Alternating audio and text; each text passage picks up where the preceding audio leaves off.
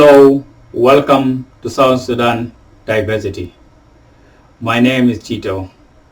As you all aware, South Sudan National Dialogue work is complete and South Sudan President Salva Kiir Mayardit delivered the first statements on a national dialogue after a committee finished their works and they listened to his speech.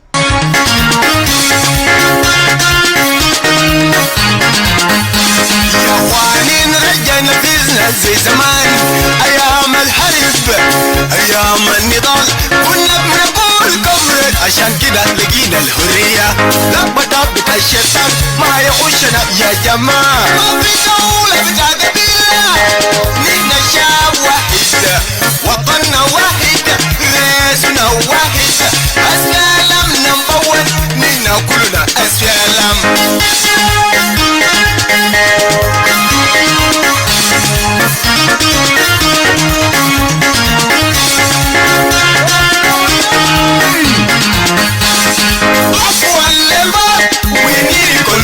We need peace among us. One people, one nation. Let's unite our son. As the music to unite all the people of South Sudan. Let me sing up in the farm. ما في قبيلة ما كرهية في جنوب السودان. ما في دولة بتاع قبيلة. نحن شعب واحد. وطننا واحد. رئيسنا واحد. السلام نمبر 1. نحن كلنا السلام.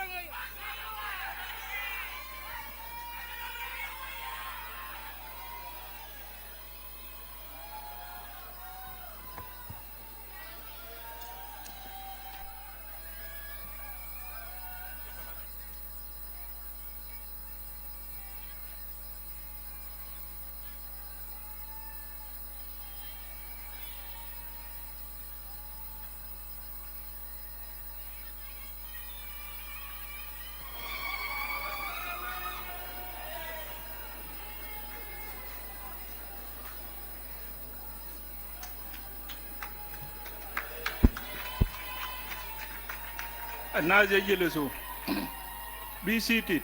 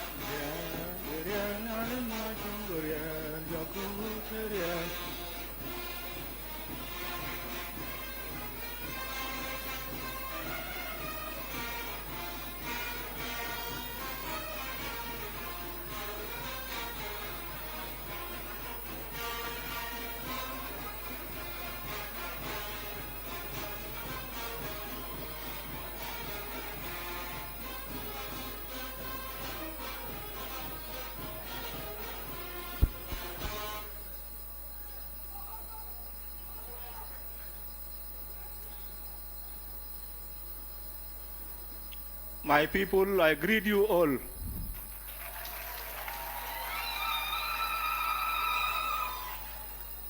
Esteemed delegates to this historic national conference, Excellencies, the Vice Presidents of the Republic of South Sudan, Right Honorable Speaker of the Transitional National Legislature, Right Honorable Speaker of the Council of States, all senior government officials, Your Excellency Maulana Abul Alier, co-chair of the National Dialogue, and Your Excellency Angelo Beda, co-chair of the National Dialogue, the rapporteur of the National Dialogue, Honorable Bonamal Almaduri, religious leaders, members of the National Dialogue Steering Committee and Secretariat, members of the diplomatic community, representatives of AU, representatives of UN, and RJAMEC, distinguished special envoys from the region, ladies and gentlemen, I greet you all in the name of our country, the Republic of South Sudan.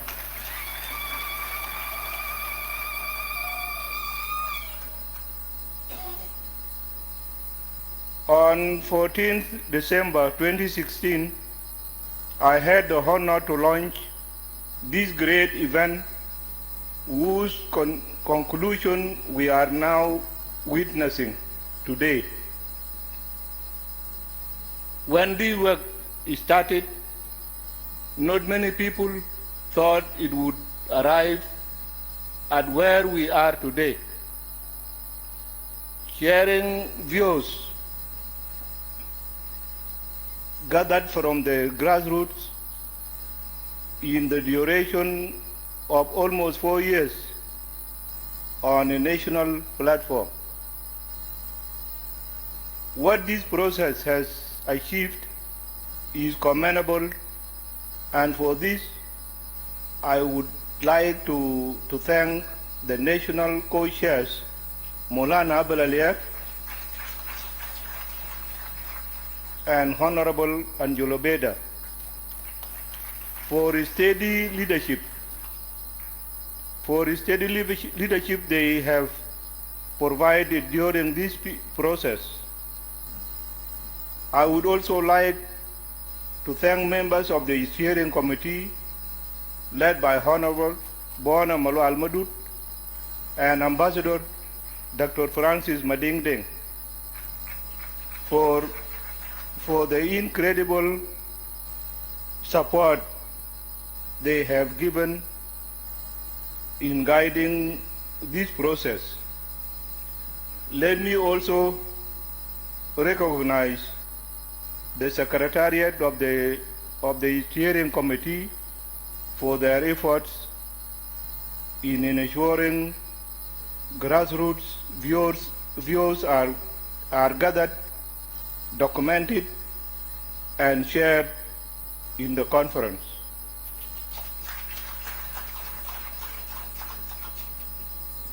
Those involved in this process from its inception know that we have received substantial support from our regional and international partners.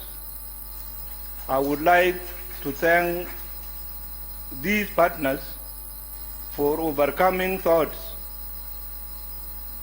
cast on the value of national dialogue in certain quarters from the start, and for availing both material and technical resources to support us. Specifically, I would like to thank the Japanese government for their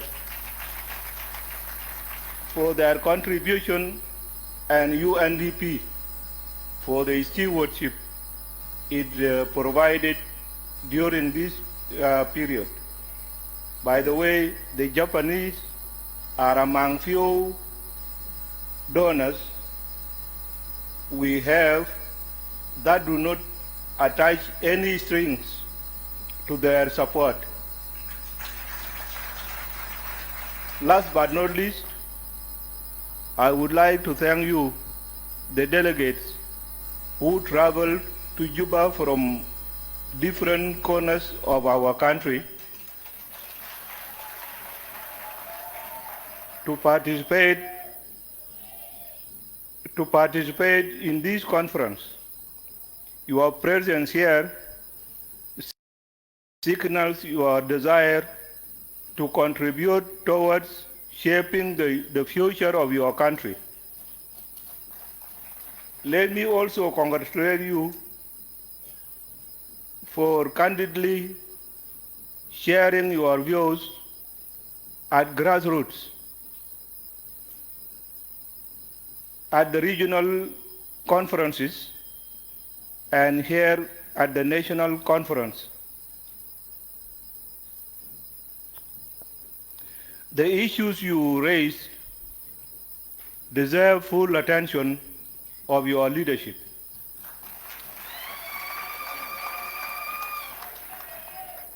Ladies and gentlemen, your views on numerous issues affecting our country at multiple levels on governance, security, economy, and social cohesion have been heard. There is no doubt that the outcome of national dialogue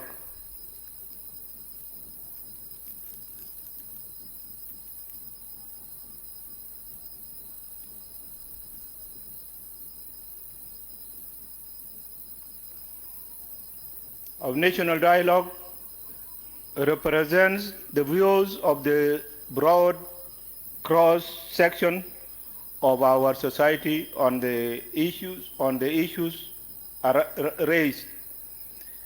This means there is no question about the legitimacy of this process.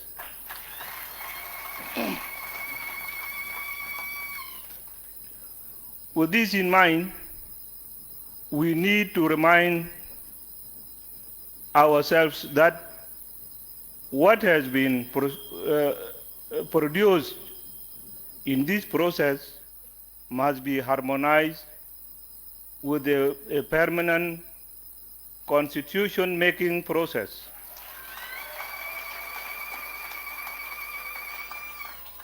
Which is provided for in the revitalized peace agreement.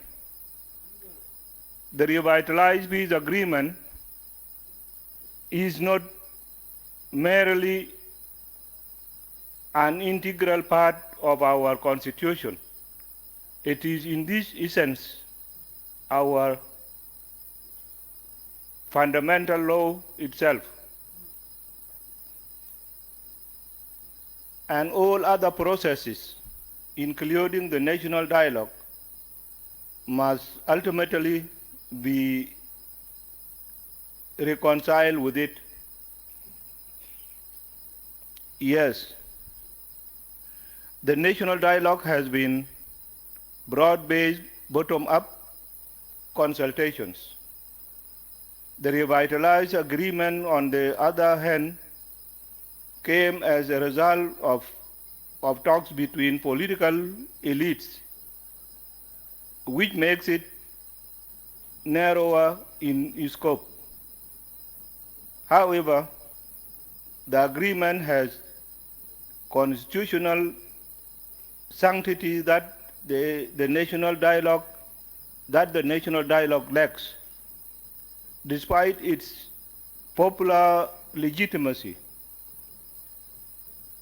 Therefore, we should not attempt to replace the agreement with the consensus reached through the national dialogue, but rather use the national dialogue as a guide to enrich the forthcoming permanent constitutional making process that the revitalized peace agreement mandates. Esteemed delegates, the last 4 years of this national conversation have not been easy. At the beginning of national dialogue, I was accused of using this process to dodge the responsibility of finding a peaceful settlement to the conflict in the country. Others objected to this process on the basis that it was not inclusive enough, despite the fact that the process was designed to reach our communities wherever they reside. Today, the presence of these delegates in this hall and the rich discussion that went on from the start of national dialogue and in the last 3 weeks here in Juba clearly demonstrates that the accusations leveled against me and the process have turned out to be false.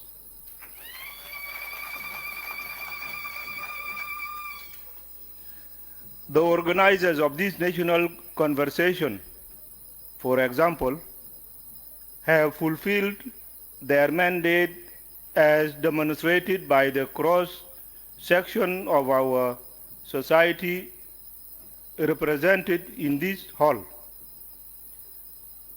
The views expressed by you, the delegates, throughout this process have not been approving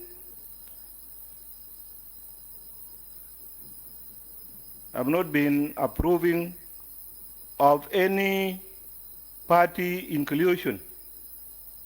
The SPLM that was accused of initiating national dialogue to save its soul, and the peace process I was accused of replacing with the national dialogue is now under implementation.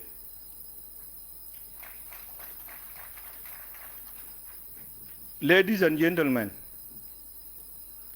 I'm not raising these points to defend myself from what has been said since this process is started.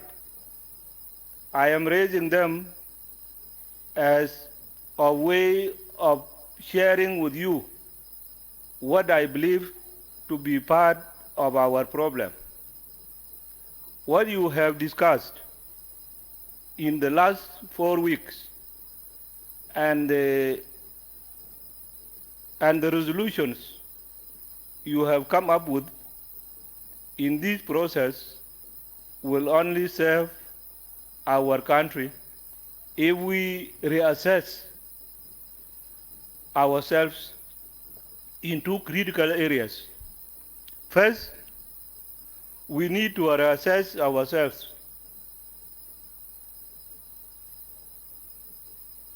We need to reassess our tendency to readily accept external models that ignore our history. Secondly, we also need to examine our attitude towards our laws and institutions. Since 2005,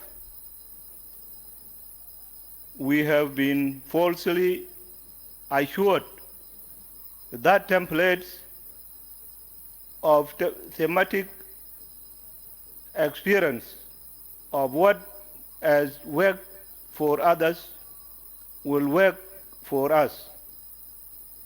We have been told again and again to adopt these models by people who in most cases do not understand our context. At times, even those who know our experiences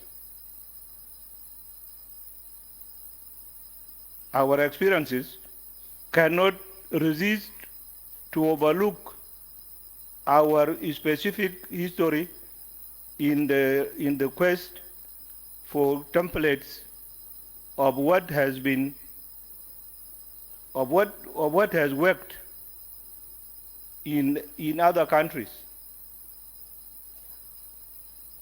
And when things do not go as planned, the same people turn around and blame us for not implementing what they have pushed with no consideration on our specific context. I know we are all united in our aspiration for a democratic South Sudan, but let us work towards this goal within our specific context. Any wholesale adoption of any governance system, as advised by those seeking to import their model at the expense of our context, will be counterproductive.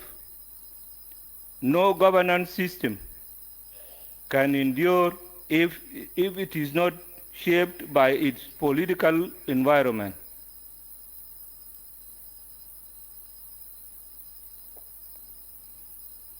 Ladies and gentlemen, most of the failures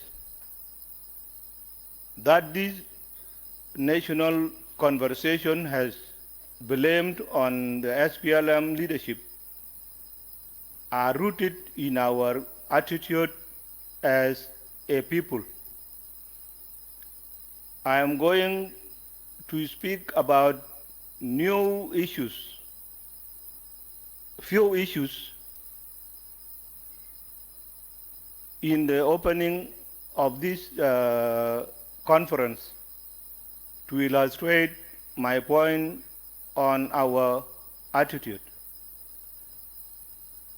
Part of what determines progress in any society is the attitude of its population towards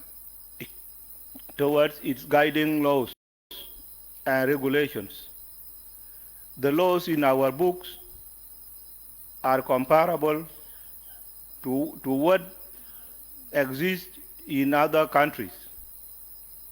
But have we really allowed what these laws say? Has our attempt to enforce the law been welcomed in certain quarters?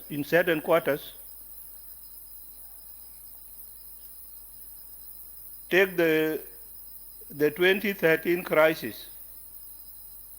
This crisis would have been avoided if we respected what the law has stipulated. The elections were 2 years away, and because of our poor attitude towards our institutions, some of us decided it was okay to attempt to take power when the mechanism we have adopted for peaceful transfer of power was 2 years away. The SPLM government created the institutions which was violated because of our attitude. We forgot that the way we interact with our institutions promote or retard their development. As part of the broader reflection, let us look inwardly and work to correct our attitudes towards how we relate to our institutions.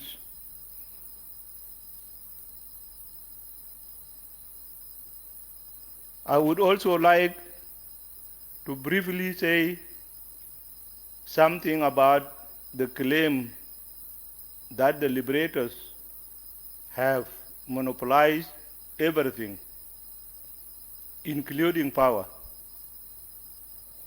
This assertion is not true, and it was not born out by facts. We have been inclusive. We have been inclusive politically since 2005. The SPLA, from its start, did not take up arms for personal benefits.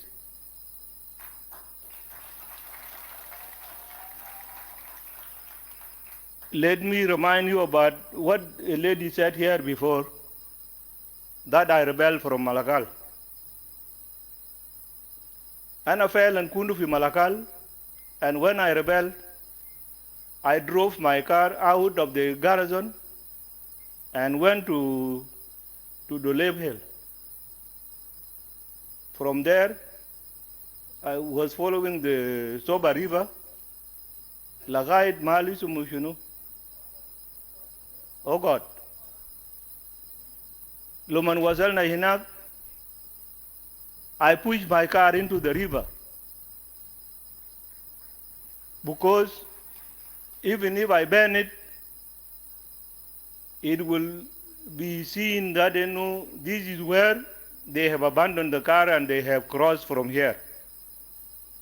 And the helicopters will hunt for us in the bushes of Wunulam. So I told my colleagues that let us push it into the river. Among the colleagues who were with me, Major General William Dengarang is now a prison officer, and he is alive. General Ejuangwakwer is also alive. So we pushed the car into the river, and while it was sinking, I stood for a moment and I said, Ita Arabiada, Makatal Nak Sakit, Bedur.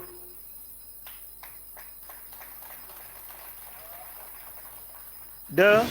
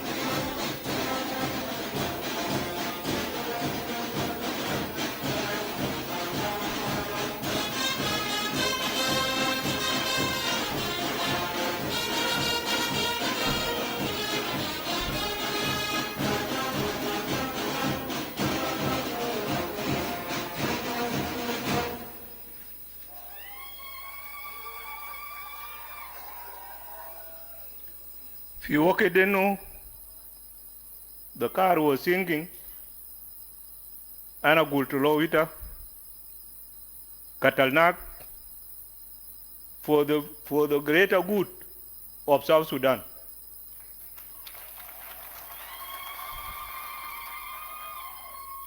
Wana Gultulow, Luana Mamutu, during the struggle, and I give Alif Land Rover Zeita Kede.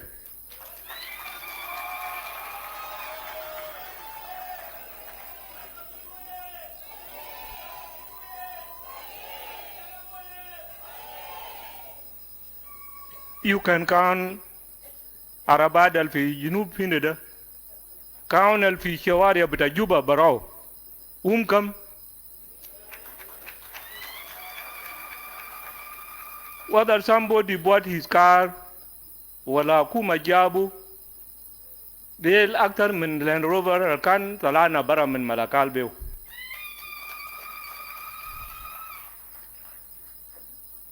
So I want to answer what is being said about the liberators having monopolized everything. No, we have been fair enough, sharing everything with even those who did not participate, even those who were against us during the liberation.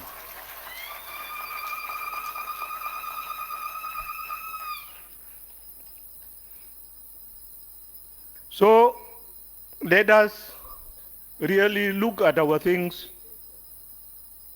correctly in our perspectives so that we don't make mistakes pointing fingers against one another.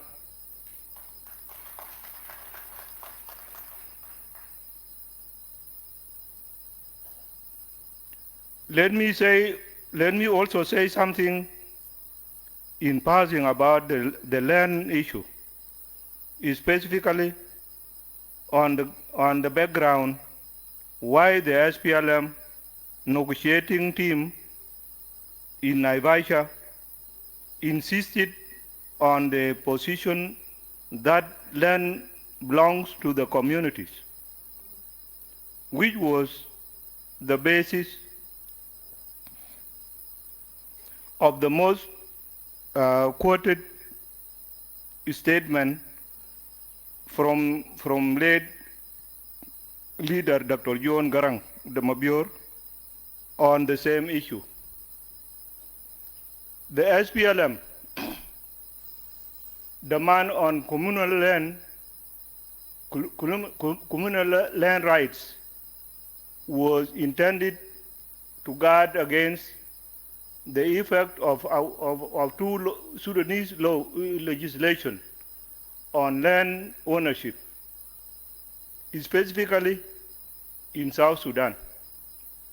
The first law we were guarding against was the Unregistered Land Act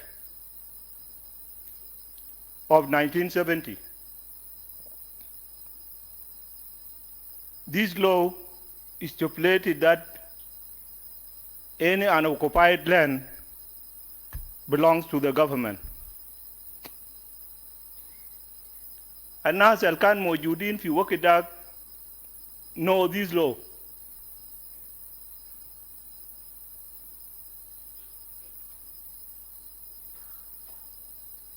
This was done with a total disregard to traditional community ownership of land. The second law was the Civil Transaction Act of 1990, which also denied any recognition of customary land rights and asserted that the land in the country belongs to Allah and the state was only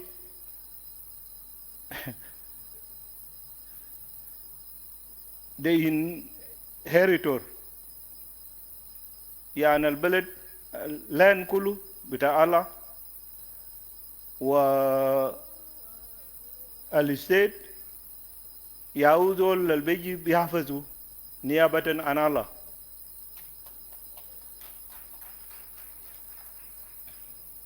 We resisted that.